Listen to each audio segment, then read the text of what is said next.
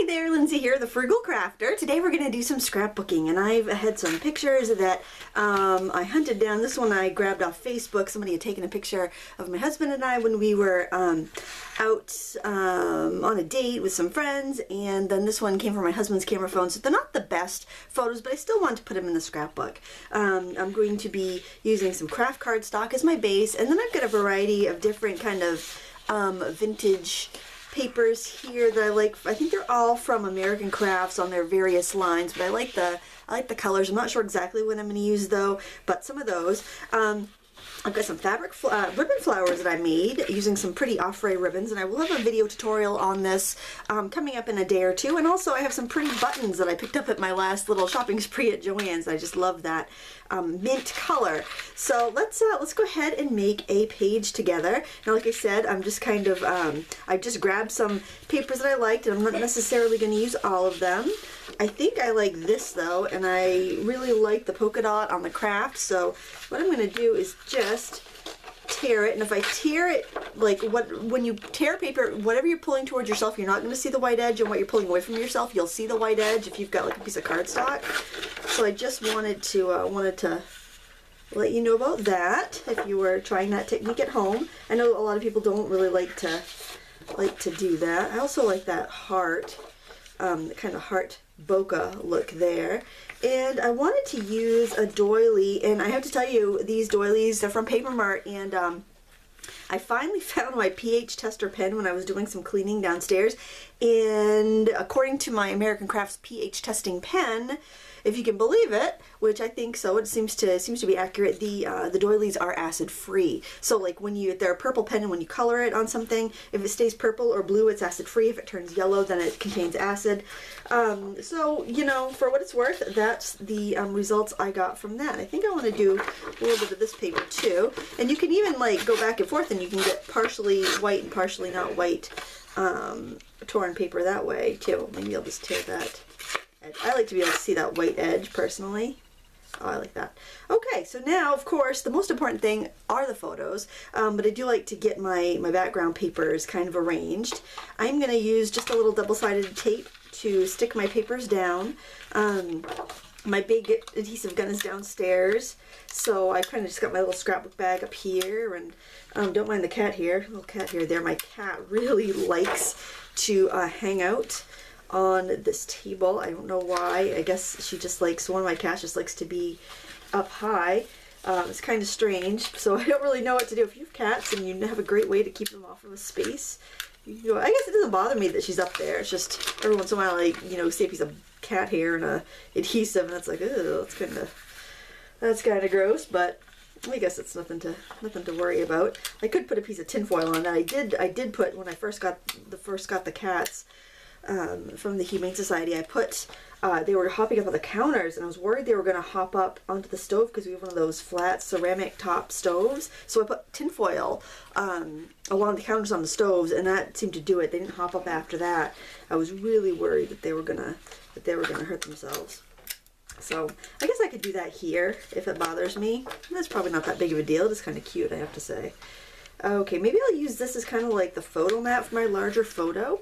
I tried a new photo paper too. I was ordering some stuff on Amazon, and I got this Canon Pixma matte, and I love the Canon Pixma glossy, and I thought the matte would be kind of like it'd have a coating on it like a photo, but it just wouldn't be shiny. But it's almost like a cardstock, and one side is more yellowy, and one side is bright white, and you print on the bright white side. And granted, I mean, the original photo is like blue because it was taken downstairs at Margarita's, and it was just very dark, and the light that was there was like that weird, you know, bar lighting. So, you know, not a bad photo. I just love it. You never seem to get yourself and your husband in a photo together, so I wanted to make sure I had that. And I have a little journaling spot because when I print off photos, a lot of times you have extra space on the photo paper, so I printed off this little journaling block from Lettering Delights, and I'll put a link below to that website. I really like it because if you buy a set, you have this Try Me Now tool right there on the screen, so anything you've bought, you should always download it if you buy something, but you can always kind of access it and just print one thing right from the website. So when we got into computer, I didn't download everything again. I just go in and I like, oh yeah, I have this kit. I'm just going to print out that journaling block. So it's kind of a handy little feature. especially if you're like me and you switch computers and you didn't back everything up. All right, I'm actually going to grab a brown ink pad from my bag, but I want to pause. Alright, I grabbed a kind of like a light brown. I'm not sure what color I want. I've got this kind of like a clay and a brown ink pad. I'm going to see what the clay looks like, and if it's not quite dark enough, then I can go with the other. So let's just see. I printed this off. I printed it off in, and I didn't use black and white. I used the time machine feature in Paint Shop Pro, so it was a little softer, but it was very grainy because, like I said, it was a camera phone picture. So what I did was I used this effect called Glamour. It's under Film and Filters on Paint Shop Pro, but I think there's something probably like it in most, oh my goodness, that's stuck on there, in most softwares. But what it does is it softens like the center of a photo. You know, if you're a lady, it takes the wrinkles out too, which is nice, but it also kind of blurs everything. That is hard as a rock. I need to like, I'm going to try spraying that with a little bit of water. I have a little water bottle here. Hopefully that will soften the ink pad up. It's dried up in that bag. I haven't used it in a while. I'll just wipe that off. Oh, I think it's going to help, but I'm definitely going to have to let that sit a bit. I don't want to get any water on my layout, but I do want to darken those edges a little bit. But it's just, it's a nice feature to use if you have a really grainy shot. You can kind of blur the grain. It will just kind of soften it and make it look like it's a higher quality photo. And you know, a lot of us are taking photos with cell phones nowadays, and they don't have flashes on them in a lot of cases. And did I get moisture on that paper? No, I think it's just a shadow. And also, like if you're like me and you know people tag you in photos on Facebook and you want to use those photos, sometimes you have to make them a little bit bigger, and then you need to do something to soften out the graininess. So so that works for me. I don't take as many photos as I used to, so I'm kind of like opposite everybody else lately who takes hundreds of photos with a camera phone. But I take fewer because when I first got a phone that had a camera on it, I found that I was taking all these pictures, and then it was a real big hassle to print them. And I'm not really, I mean, I'll share photos on Facebook and Instagram of like studio stuff, but I don't really share my, you know, family photos online because it kind of creeps me out a little bit. But you know, I do appreciate when people share photos they've taken of me, because I can just print them off or save them with my yearly photos and have them for that. All right, so I want to put this journaling block in here, and my husband and I have made the point of trying to go out once a month on a date night without the kids. So I just kind of wanted to document that because I think it's really important, especially in this day and age. I think, you know, when you're young kids, you tend to, you know, forget about yourselves as a couple, and this is just kind of a reminder that it's a really important thing to do. So I'm just going to put a couple of these flowers around to embellish my page, try to figure out exactly what I want to do here. And I want to also, I have a title here that I want to put down. And I found this, I'll show you here. I was cleaning out downstairs. Okay, so we got this big basketball arcade game for our cellar, and I had to rearrange a kid's art area because they would pretty much use my supplies and work in my area when they wanted to create art. So I was going through and I was pitching stuff. I mean, we probably had 200 coloring books. It was crazy. And so I was like pitching stuff that they had outgrown, like the Play-Doh toys and like dried up Play-Doh and stuff like that. And I came across this and I almost stumped it, but then I saw these pretty foil letters in there, and I'm like, you know what, foil is so popular right now that I think I will keep these and use them in one of my layouts. Now, of course, those weren't mine, those were given to me. And there were a lot of letters missing, but then I didn't have enough letters to do date night, but then I thought, well, I could cut some letters up and at least do night, and then I could get that really trendy foil look on there. So that's what we're going to do.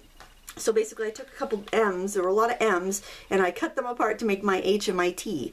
So keep that in mind when you're running out of letters. If you have thickers or you have die cuts or stickers and you don't have the means to recreate them, or maybe you just want to use up what you have so it doesn't go to waste, that's a great way to do it. And I'm just going to use this 3-in-1 glue, which I found out I got a really great deal on because this was $2.50 at Ocean State Job Lot, and it's normally I think like $7 for this little bottle. So I'm glad that I grabbed a few bottles of that when I saw it. It was my friend Cindy that told me about it. I really like it. I was a big fan of the Helmar 450, but the store where I used to buy it closed. It was our little local scrapbook store, and that stuff was expensive. It was like $8 or $9 just for a little bottle of it. And when I saw this, my friend Cindy recommended this to me who also recommended the Helmar. I had my husband grab like 3 bottles the next time he was out there, and I am glad I did. Hopefully it keeps pretty well, because it's nothing worse than, you know, stocking up on a supply and having it go bad before you use it. But it's really great for embellishments. It's almost like a hot glue, because it's really so thick and quick grabbing. It's like a liquid hot glue. It does get a little stringy too, like a hot glue does. I'm gonna wipe off the tip, and it does tend to get boogery at the tip, so you have to watch out about that. Now let's see, how do I want to put, I think I want to put this underneath. It's hard to tell kind of what's the front and the back. I guess I'll use the,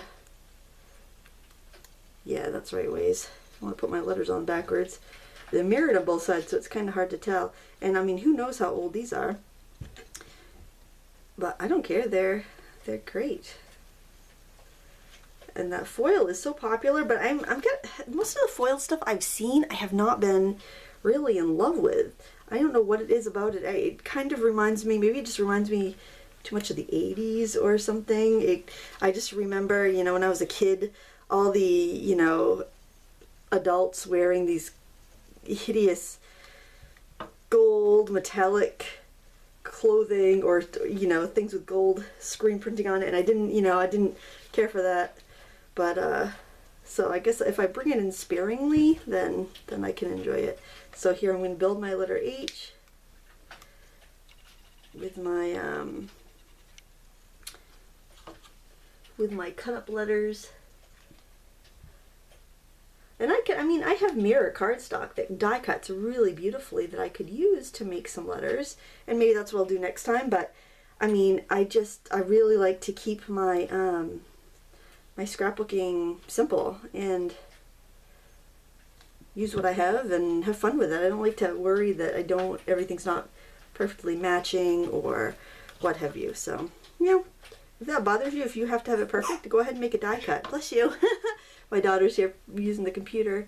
We're the only 2 up at this hour of the morning. Well, us and the dog. The dog has been very concerned. We got a bunch of snow last night, and the snowbanks in back of my house are probably about, like, the snow up to the windows and stuff at the back of the house are probably like 5 feet tall. We've had so much snow, and it's come off the roof, and the sound of the snow coming off the roof really bothers my dog. Alright, so there is the title. I am going to use regular hot glue to put down these big flowers.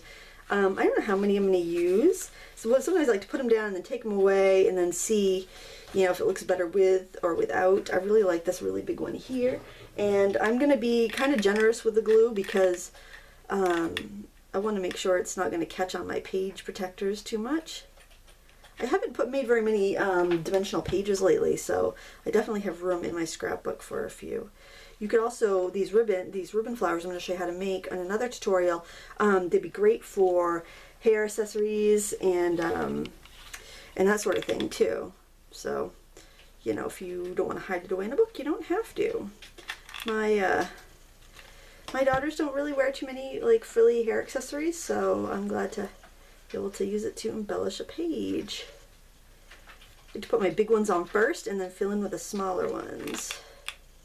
And actually, they're kind of pretty on the back side too, where the ribbon is, where you see the ribbons folded, but you know, I'll go in more about that when I do that tutorial. And kind of you know, it's always easier to make things match when you have black and white photos. So there's another tip for you: print out your photos in black and white, and then you have the option of using whatever papers that you want to. And it's also great if you have photos that aren't the highest quality, because they don't need to be when you're doing black and white, especially if you use a feature like Glamour, where it's going to soften out any of those edges. And maybe just a few buttons on their own.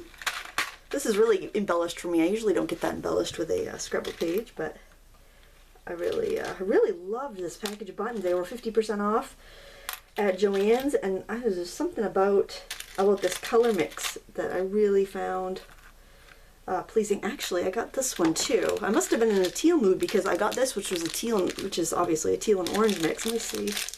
There's some of those on there. I love